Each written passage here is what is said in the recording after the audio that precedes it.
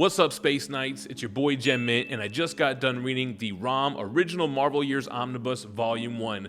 This was my first time ever reading ROM, and we're going to dive all the way into it, and we're going to tear up these dire wraiths on the way. There are some light spoilers throughout this omnibus review, so if you don't want to be spoiled at all, you might want to stay clear, but I think you could still enjoy the story, even if I give you some small spoilers. So we're going to jump into it. Like this video, make sure you're subscribed to the channel if you want to see more omnibus reviews. I've been on a little bit of an omnibus kick lately, man. I'm working on a few other reads right now that I plan on dropping this week, so subscribe if you want to see more, and let's dive into the ROMnibus. Alright guys, so I have the cover from issue number 1, which is actually Frank Miller's first published Marvel cover, and they did a ton of different variants for this omnibus. They also did the Frank Miller X-Men cover from the 2 X-Men issues. They did a Mike Zeck DM variant, very cool, with Rom kind of in the background in space there. They also did a George Perez cover, which this was actually a commission that he did, and they converted that into a variant cover. And then there is a Sal Buscema direct market variant. I actually do like this one the best though. The cover for number 1 as the cover of the omnibus. Here we have the spine, the original Marvel years. You have Bill Mantlo, Sal Buscema. This is volume 1, which collects issues 1 through 29. This series ran for 75 issues. Volume 2 has been solicited, which goes up to issue 50. So it looks like there's going to be a 3-volume omnibus set here. So a brief background on ROM. This was originally an action figure that they licensed over to Marvel to create a backstory, a comic book series. And ironically, the comic book series ran longer than the action figure series. So all the covers, $125 cover price. The interior, talking about ROM, the Space Knight, his plight against the evil dire wraiths, the enemies that attacked his homeworld of Galador. Very much feels like a Silver Surfer story, to be honest, and they even kind of pay homage to that at the end of this volume. We get a Bill Mantlo and Sal Buscema biography. We get the same image on the hardcover from issue 1, same spine, and then awesome artwork on the back. So the thing about ROM, the artwork is incredible. It's early 80s sci-fi art. It's just that, to me, the dialogue is a little bit dated. We'll get more into it. But here is the cover page. Again, love the imagery of this cyborg. He's not a robot. It is a human grafted to this armor. And he's got this weapon that he can materialize from subspace. It's actually 2 weapons. He has an analyzer and he has a neuralizer. The analyzer helps identify the dire wraiths. You got to think like the Simpsons NES video game when Bart puts on the X-ray specs to identify the aliens. Here you have other Space Knights. You have the Terminator, plays a big role. Starlight, I want to say. But we get all the credits, table of contents. Here's ROM with Hybrid. So this is actually from that X-Men story that I mentioned earlier. Basically, ROM 1 through 29, but it also has Power Man and Iron Fist 73. Introduction by Chris Ryall. This was really helpful. This is where I learned about the whole action figure series, the Frank Miller Incorporation. I didn't know anything about ROM. I've heard about ROM in the past, but this is not a character that I grew up with. But it had such a cult following. Anytime you hear somebody bring up ROM, there's usually somebody in the comments like, hell yeah, ROM. So right away you can see, I mean, the art is dope, man. You have that Frank Miller cover, fabulous first issue. Look at this splash page, the arrival of ROM on Earth. So at first everybody thinks ROM is a robot, but like I mentioned, we find out later that the Space Knights are actually cyborgs. He lands on Earth, and the first human he's introduced to, the first person he meets, is this character Brandy. Now, even though he's a cyborg and he's like kind of lifeless and soulless, or so it seems, you have this love story that brews between him and Brandy, kind of a love triangle with her boyfriend Steve. Now the thing with ROM, a lot of these issues are very tropey. He always gets in trouble whipping out that analyzer, which doesn't hurt anybody. It just allows him to see if they're dire wraiths or not, which are basically like a shape-shifting scroll type of civilization where only he can see the dire wraiths when they're masquerading as humans. So anyway, he always pulls out the analyzer and everybody thinks that it's a death ray and that he's out here to kill the human beings. And that gets him into trouble and into so many fights throughout this first omnibus. It's like, come on, man. So we learn about the home world of Galador and how the dire wraiths came from the Dark Nebula. They came and they caused this peaceful nation, which we later learn is kind of like what humans would describe as heaven. They've ascended past war. They didn't really have the weapons needed to battle the dire wraiths, so they had to get volunteers to become these space knights.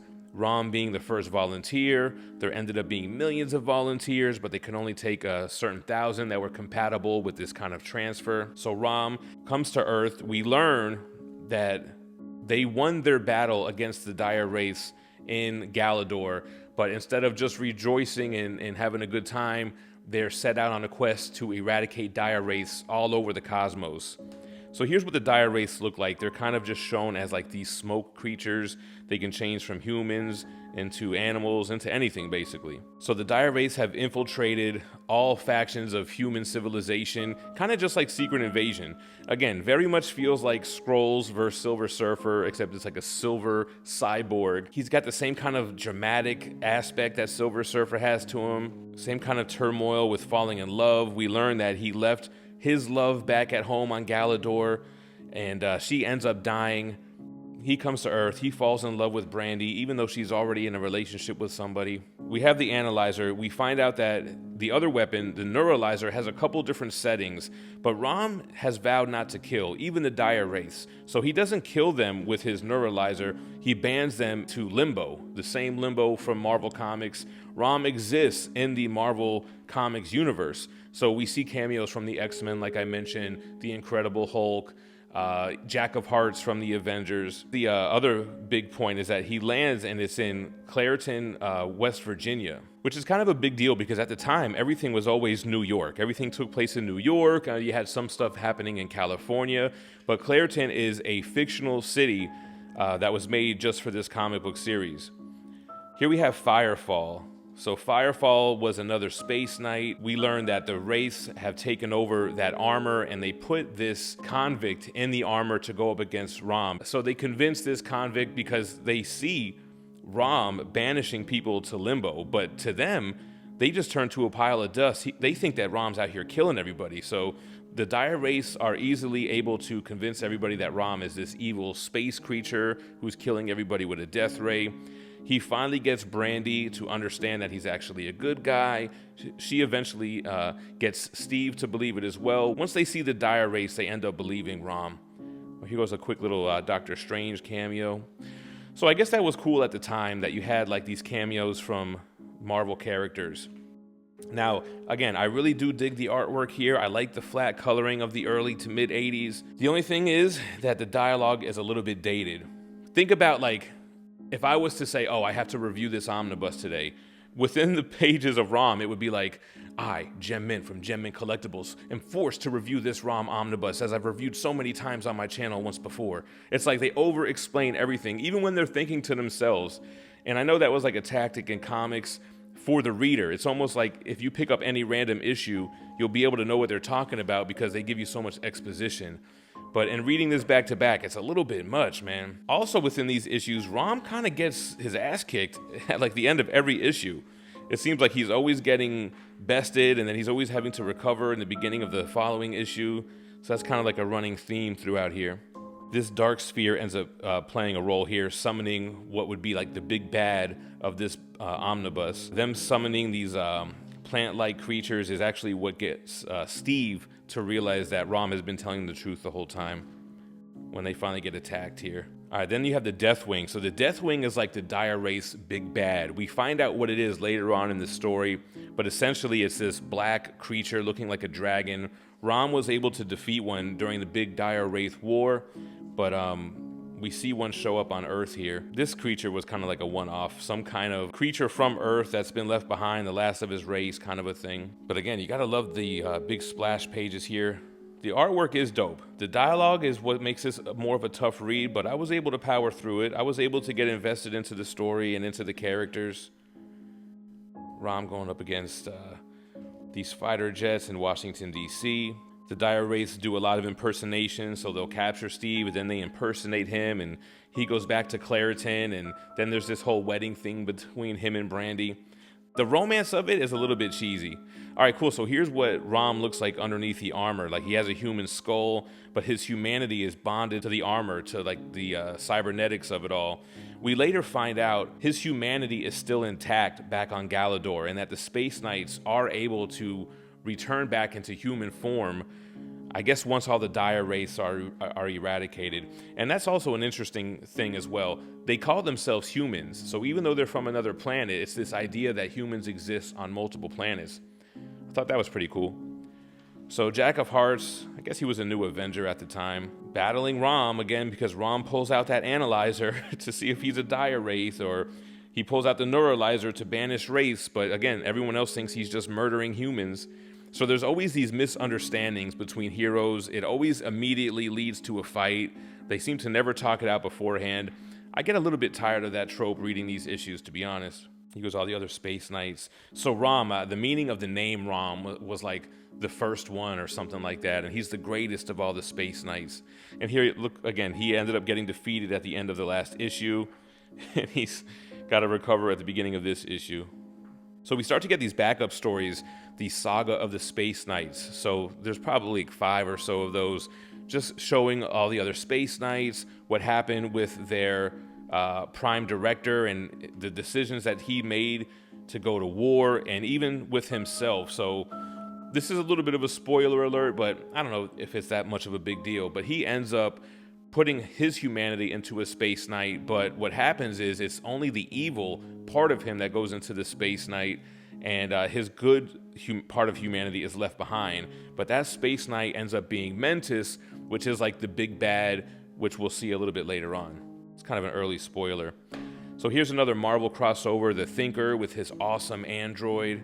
You got Fantastic Four cameos going on, which they'll play a little bit of a role later on in this story as well. Another saga of the Space Knights. So Terminator in the ebony armor. So Terminator is the only Space Knight that doesn't have his humanity intact back at Galador. He actually was already dying of a plague. They put his brainwaves into this armor, so he's the least human of them all. He goes a little bit crazy and starts killing not only dire wraiths, but he starts killing some of the aliens from the planet that they're trying to save, which brings us to this big trial of Terminator, which is an interesting storyline that happens a little bit later on. Here goes Rom busting up the wedding of Brandy and Steve. Of course, we know Steve is really a dire wraith.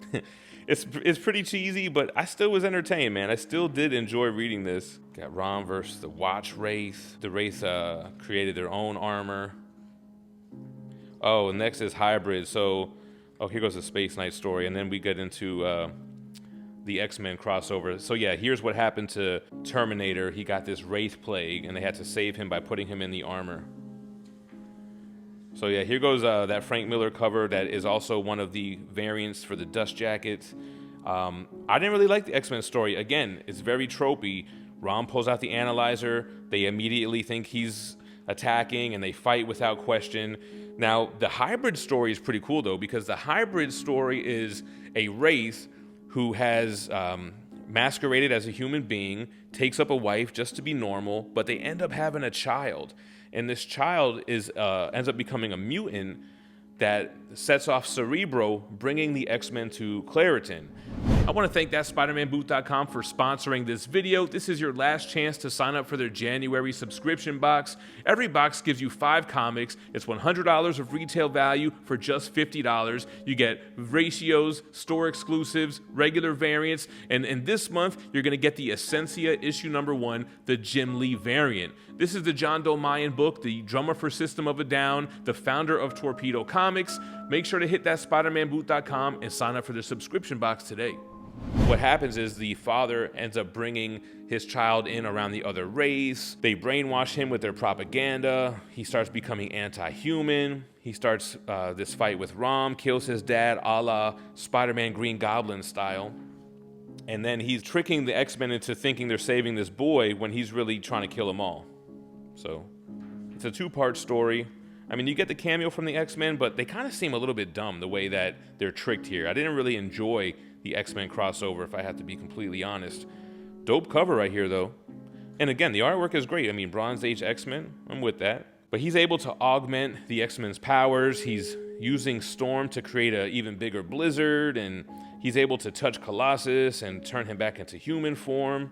The hybrid monster is pretty formidable. At the end of the X-Men hybrid battle, he ends up actually getting blasted by his own neuralizer, banishing himself into limbo. So that was pretty interesting. Like, oh crap, now Rom is stuck in limbo. Brandy and Steve go to find him, but only find his weapon.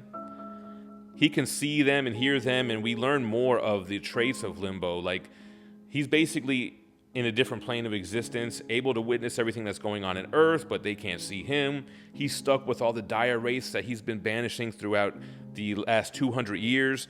And that's a big part of this as well, that this has been 200 years since the big dire wraith battle. His buddy, who originally had the Firefall armor, remember when I told you guys they grafted it onto this convict? So it's, what is it, Karas? He's over there in limbo, and basically he's the one that helps free Rom from limbo here.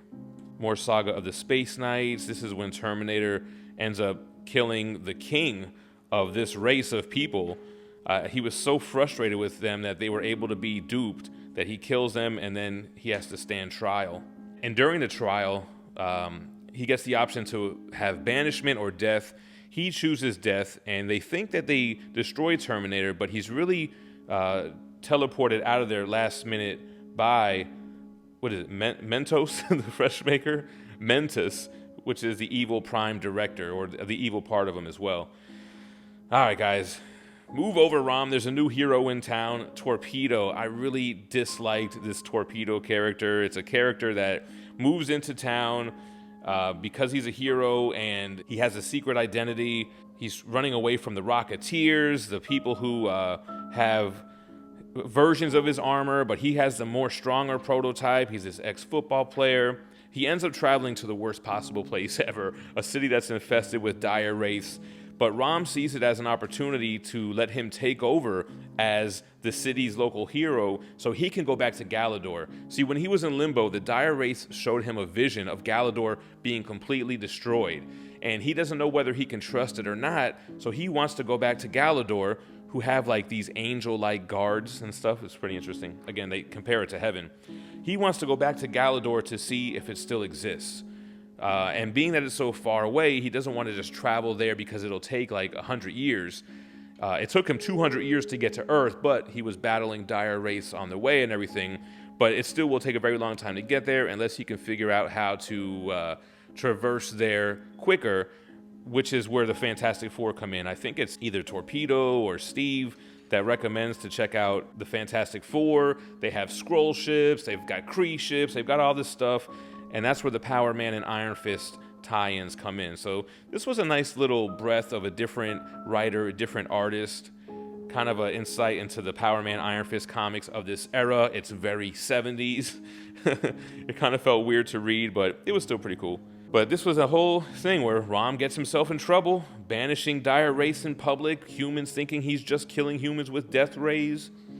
They have to get to the Baxter building unseen. It's like a 10-block radius or 10-mile trek they got to go to. But of course, first he's got to fight Iron Fist and Power Man because they don't talk anything out. They immediately just start fighting each other. But once they figure out he's a good guy, once they see the dire wraiths change and they see the dust from dire wraiths dying just from being crushed by a building, wasn't from his death ray, we go back to Rom for the conclusion of this part, with them trekking over to the Baxter building. Wow, Spider-Man's looking for him, Daredevil, Moon Knight, Cap, Iron Man, everyone's looking for Rom in the Baxter building here. And again, also he could end up getting some kind of vessel to travel back to Galador.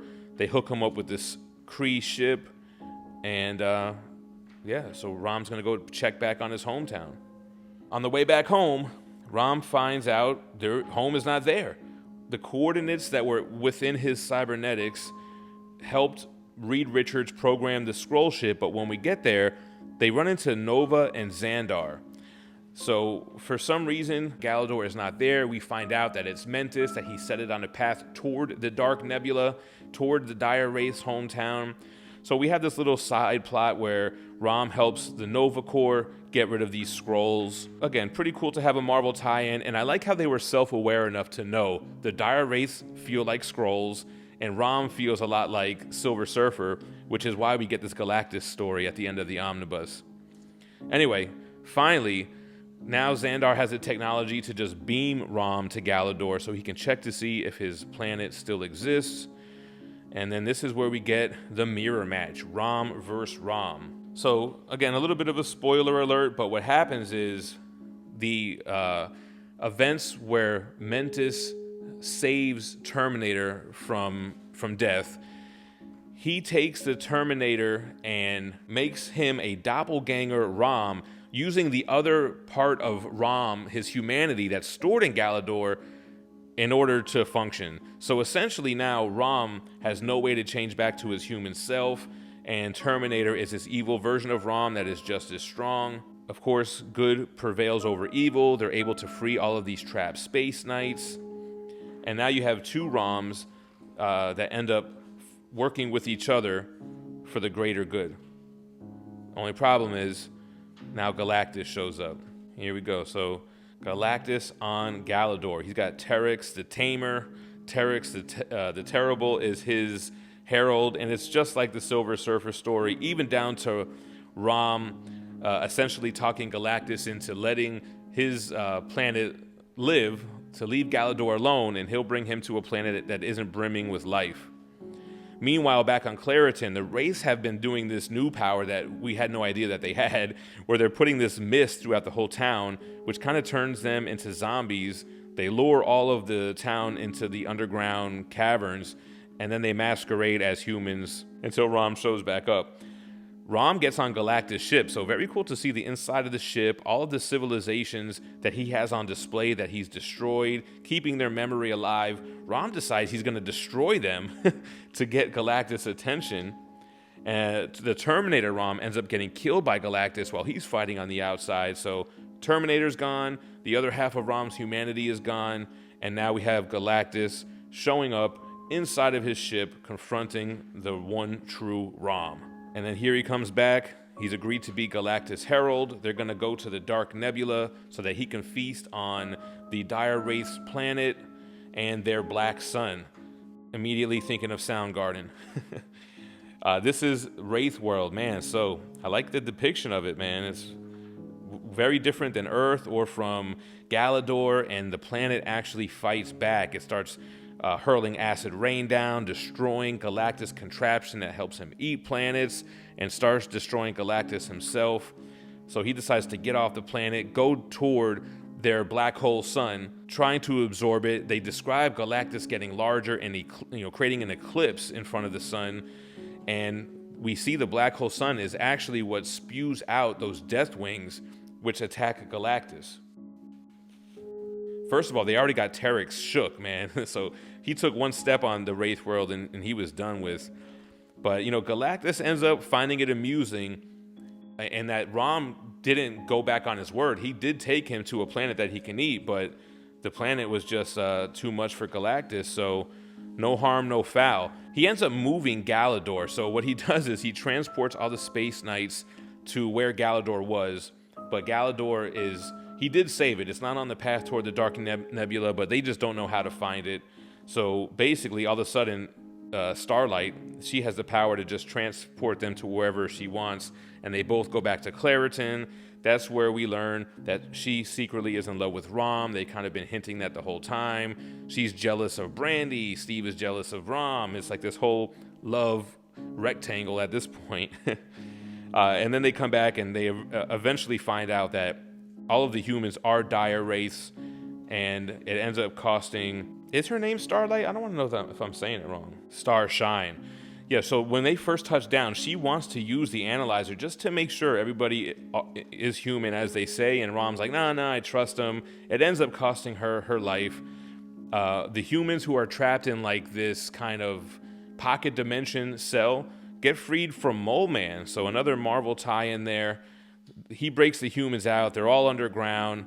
And then it's basically Mole Man and the Space Knights versus the Wraiths. And the humans prevail. And then we get into the last issue. So Starshine, she dies. Rom is super sad. He finally realizes, you know, that she loved him and all this and that. He puts the analyzer on himself, doesn't learn anything new. And he basically just walks off, goes into this town where it seems like death has taken over everybody. He ends up using his neuralizer to remove the radiation from them. And then we just get this little story of Incredible Hulk. It's a tie-in with them and this guy Lincoln, who emits radiation. And it just ends kind of with a regular story, because it's not the end of ROM. It's just the end of this Romnibus, if you will. But just a little side story, a Hulk story that he wanders into, grieving over Starbright or Starshine. I keep forgetting her name. You know, just wonders if he's ever gonna, you know, cross paths with the Incredible Hulk. So that's kind of a nice foreshadowing. I'm sure that he does. What's cool is they do have all the letters pages. I didn't mention that in any of these other issues, but they have the original letters pages from all the issues. That's the only thing I didn't really read. When I do these Omni reviews, I read them front to back, the forewords, the introductions, the afterwards, but the letters, I don't know, I glanced at a few of them, but that's not what I read. It does have some house ads in the back. Awesome pinup here. Unfortunately, they don't show any of the ROM action figures. I'm not sure if maybe Marvel wasn't able to publish that. It was Parker Brothers or Hasbro or some, I don't know who owns the rights still. Some original art here. That's an unused cover for issue 1. Some original pages. And then here is that commission from George Perez. See, it says right here, this commission of ROM drawn by George Perez in 2013 was used for the variant that I showed you guys earlier. So that's everything in volume 1. All right, I think I kept calling it his neuralizer. It's a neutralizer. He's got the analyzer and the neutralizer. Both of them get him in trouble throughout this entire series, but that is the ROM Omnibus Volume 1, the Romnibus. And again, this should be a 3-volume set to complete the entire original run. Now, would I recommend this to you? I think if you grew up with ROM, if this is extremely nostalgic for you, then it's a no-brainer, must-have, you should pick it up. But if you're a new reader, especially if you're someone that likes more modern books, I wouldn't really recommend this. If you like Bronze Age stuff, I mean, you guys, if you watch this entire video, you saw the art, you saw the dialogue, that would determine whether or not it's for you. You're gonna have to deal with dated concepts and dialogue, but me, I did enjoy it. I plan on reading Volume 2 when it comes out. I'll collect the 3-volume series and see how they end the original Marvel years. Give me your thoughts on ROM in the comments down below. Thanks for watching, and stay minty fresh. Peace.